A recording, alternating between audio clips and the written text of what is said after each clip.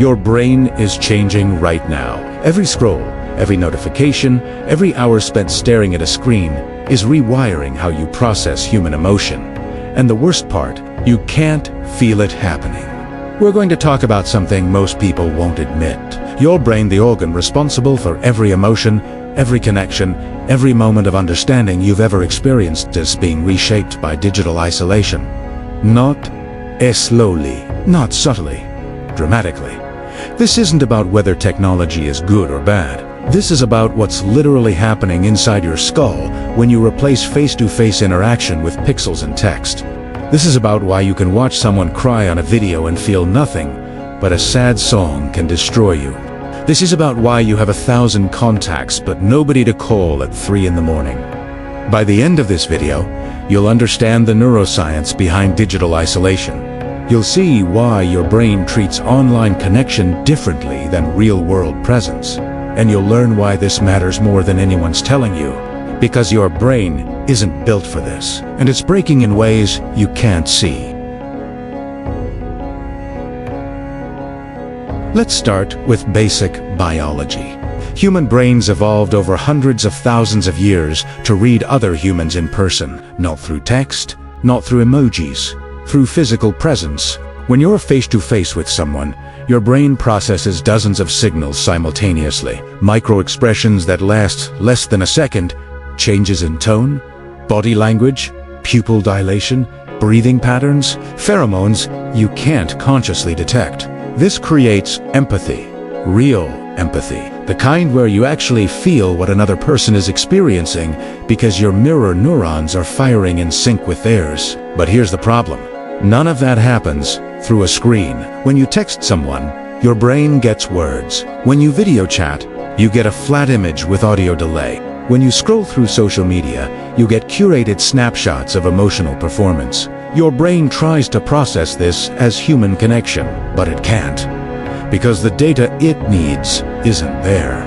So it starts filling in the gaps, making assumptions, creating narratives about what people mean based on incomplete information. And over time, your brain adapts. It stops looking for those physical cues because they're never available. It rewires itself to function in an environment where bodies don't exist. This is called neuroplasticity. Your brain literally changes its structure based on what you do repeatedly. And what you're doing repeatedly is interacting with humans as if they're text on a screen. Now let's talk about what happens when those circuits stop getting used. Your brain has specific regions dedicated to empathy. The anterior cingulate cortex, the insula, the temporoparietal junction. These areas light up when you witness another person's emotions in real time. But they need practice. They need regular face-to-face interaction to stay active. Studies show that people who spend more time on digital devices show reduced activity in these empathy centers. Not because they're bad people, because their brains are adapting to an environment where empathy isn't required. Think about it. When you see a video of someone suffering online, you might feel a brief emotional reaction. Maybe you leave a comment. Maybe you share it. Then you scroll to the next thing. Your brain processes that entire interaction in seconds. There's no prolonged emotional engagement. No need to sit with someone's pain. No requirement to respond with your physical presence. Compare that to sitting across from someone who's crying. Your brain can't escape. It has to process their emotions in real time. It has to respond. Your mirror neurons activate whether you want them to or not. That's the difference. Digital interaction lets your brain stay comfortable. It can engage with human emotion at a distance, with an exit button always available. Real-world interaction forces your brain to do the hard work of actual empathy. And when you stop doing that hard work, those neural pathways weaken. Your capacity for deep emotional connection literally shrinks. Here's where it gets dangerous. Digital isolation is breaking your threat detection system. In the real world, your brain learns to read social situations accurately. It calibrates based on actual human feedback. Online, that calibration breaks down. A message with no emoji. 2 hours to respond. they hate you. Wrong tone, they're attacking you. Your brain treats ambiguity as danger.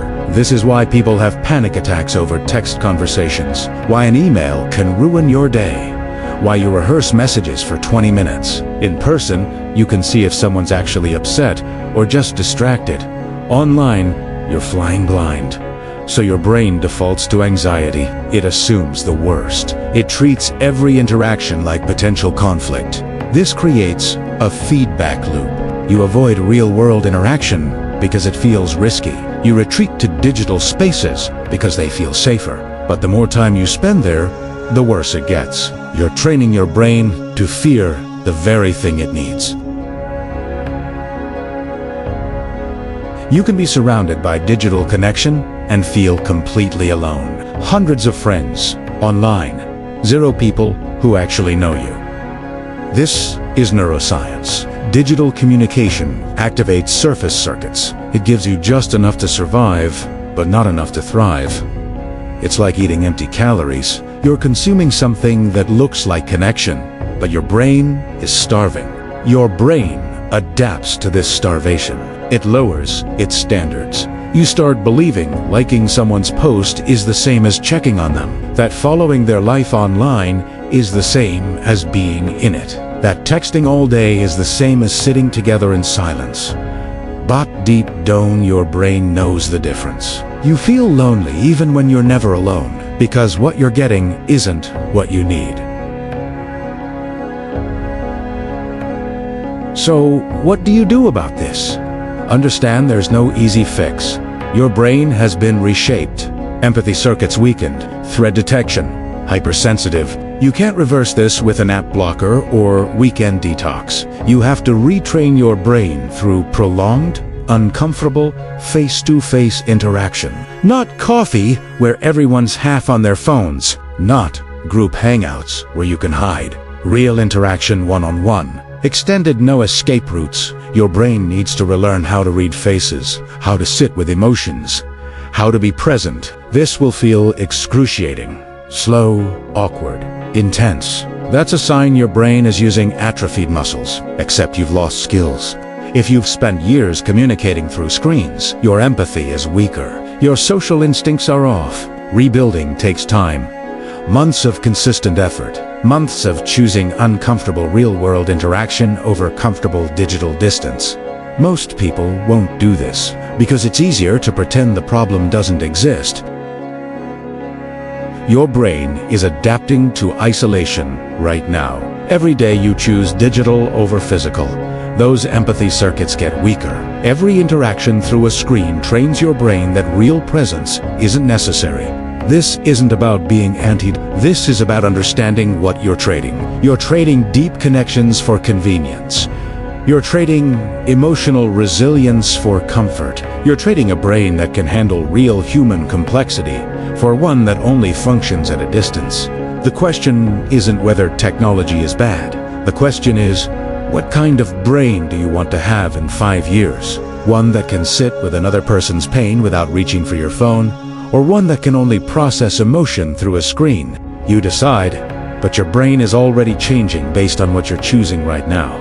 If this video made you uncomfortable, good. That discomfort is your brain recognizing something true. Subscribe to Dark Honey for more content that doesn't sugarcoat the psychology of how we're actually living. Hit the like button if you're ready to stop pretending digital connection is enough, and drop a comment, tell me the last time you had a real conversation with someone without checking your phone once. I'm curious how many of you can actually remember. Check the description for books on neuroscience, digital psychology, and how to rebuild the parts of your brain that isolation has damaged. Remember, you don't need saving. You need to stop running from what your brain is trying to tell you.